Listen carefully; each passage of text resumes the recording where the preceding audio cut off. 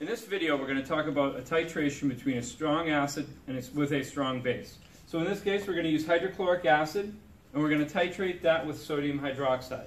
Now, sodium hydroxide has a concentration of 0.2 molar, and what we're going to do is we're going to add 5 milliliter aliquots, which is basically amount being dispersed, into this acid, and we're going to look at how that affects the pH, and we're going to construct a pH curve for this titration.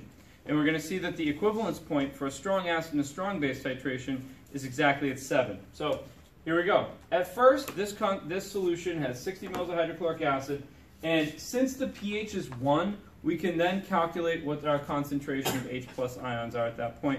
And therefore, since it's a strong acid, that's going to be equal to the concentration of hydrochloric acid, and we can figure out how many moles of it we have. So we do that up here. So our initial solution is 10 to the negative pH will be our H+ concentration, and that's 10 to the negative 1 molar. So if you have 0.0600 liters, multiply it by that concentration, and you get 0.00600 moles of hydrochloric acid. From now on, I'm just not going to say the zeros at the end, just because it's a tongue twister by the end. Anyway, so then the sodium hydroxide solution. Each time we add it, we're going to be adding 5 milliliters of it. So if we have 5 mils of it, that's 0.005 liters, and we know the concentration is 0.2 moles per liter. We know that for every 5 mils of it we add, we're adding exactly 0.001 moles of sodium hydroxide. Now, because these two things react in a 1-to-1 ratio, where you have hydrochloric acid reacting with sodium hydroxide to produce water and salt, we can say that that's the amount of hydrochloric acid that we've consumed at that point. So we start off with 0.006 moles of it. After the first addition, we've removed 0.001 moles of the hydrochloric acid by adding the base, so we're left with 0.005 moles of it. Now, at that point, once we do that, we're going to see that the concentration, you have 0.005 moles, and now we're going to have a volume of 65 mils. So when we figure out the concentration, that'll be the molarity right there. And when we plug that into the pH equation, which is negative log of your hydrogen ion concentration, we get a value of 1.11. And we'll see that that's what occurs when I add 5 mils of the sodium hydroxide. So we've added 5 mils, which is actually quite a bit. We added essentially 1/6 the amount of base as acid that we had initially, and the pH only went up by 0.11, not a huge amount. And we're going to see that we're going to basically get a pretty flat line going out here until we reach the equivalence point, and then the pH is going to skyrocket. And what I'm going to try and show you is why that is based off of the way we calculate pH, and just that this is a logarithmic scale. So everything's based on a factor of 10, each unit on the pH scale.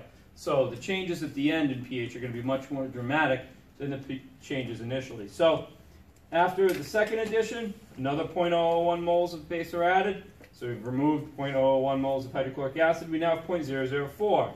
Now our volume's up to 70 mils based off our concentration. We can see the pH should be 1.24. So let's do that just to verify.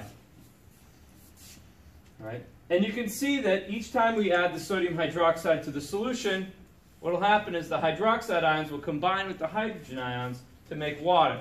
And you're going to have the residual sodium from the added sodium hydroxide in the solution, and you're going to have the chloride ions that are left behind as the conjugate base of the hydrochloric acid that you added. So then now we'll do a third addition, another 0.01 moles. Now we're down to 0.03, gives us a concentration of 0.04, and our pH should be 1.39. Do it again. It might be 1.40 with rounding, but there we are. Wonderful. And then the next one, still, now we're down to, we've already been down to half of our initial amount of hydrochloric acid, and our pH has barely changed. It's only gone up by 0.4. So now we're going to add another one, and we'll go down to 0.025 molar, which gives us a pH of 1.6. So to this point, not much has changed with respect to pH, even with the next one. And after the next addition, we're going to be down to 0.001 moles, which is just 1/6 of your initial amount of acid. And you're still going to see that the pH is only going to go up to 1.92. Now, if we added another 5 mils, we would basically, we would neutralize the amount of acid that we have because we've added the same number of moles of sodium hydroxide as we had initially the moles of hydrochloric acid. So we'd be at 0.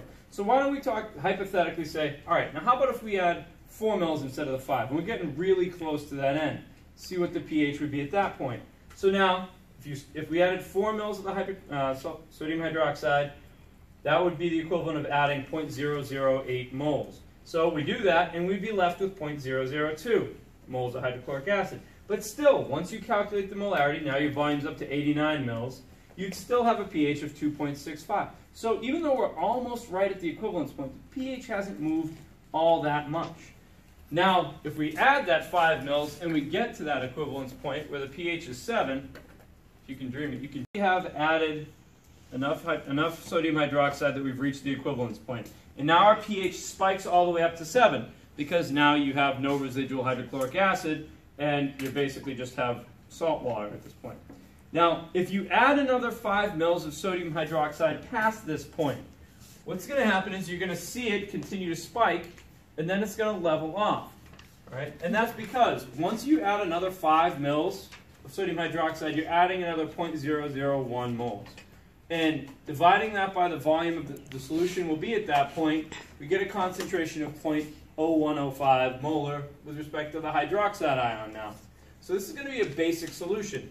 And we do know that the pH and the pOH add up to 14. So we can calculate the pOH by taking the negative log of our hydroxide ion concentration. And when we do that, we get 1.98. So again, pH and the pOH add up to 14. So our pH is going to be equal to 14 minus what we get here. So 14 minus 1.98 is 12.02. And we'll see that that's what we get when we add the next 5. And then it's going to level off just the same way it leveled off down here, because any additional base isn't going to change the pH all that much at that point because it's a logarithmic scale. So this is a titration between a strong acid and a strong base. And in the next video, we're going to look at the titration of a weak acid with a strong base and explain why the pH changes a little bit differently in that situation and why the equivalence point is going to be at a pH higher than 7. And we'll also look at diprotic acids as well.